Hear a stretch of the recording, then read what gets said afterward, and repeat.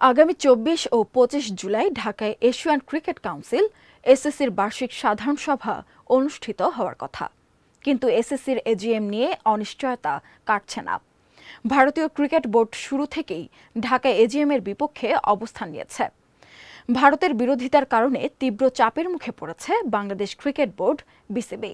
পাকিস্তান ছাড়া অন্য ৩ টেস্ট খেলুড়ে সদস্য আফগানিস্তান, শ্রীলঙ্কা, ওমানকে ঢাকায় সভায় অংশ না নেওয়ার জন্য রাজি করানোর চেষ্টা করেছে ভারত। এসিসির গঠনতন্ত্র অনুযায়ী বৈধ কোরাম পূরণে কমপক্ষে 10টি পূর্ণ অথবা সহযোগী সদস্য দেশের উপস্থিতি বাধ্যতামূলক, আর টেস্ট খেলুড়ে সদস্যদের মধ্যে অন্তত 3টি দেশের প্রতিনিধিত্ব প্রয়োজন।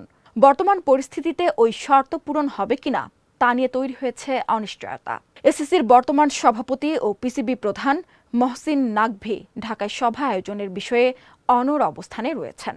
তিনি ইতোমধ্যেই আফগানিস্তানকে সভায় অংশ নিতে রাজি করাতে কাজ করছেন, যদিও আফগানিস্তান নাকি ভারতীয় বোর্ডকে আশ্বস্ত করেছে তারা ঢাকায় আসবে না।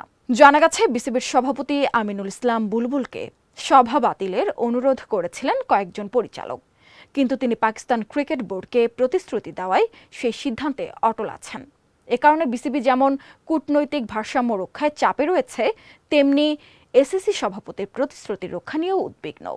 আরও সংবাদ পেতে চোখ রাখুন প্রতিদিনের বাংলাদেশের ওয়েবসাইট, ফেসবুক পেজ ও ইউটিউব চ্যানেলে। এতক্ষণ সঙ্গে থাকার জন্য ধন্যবাদ।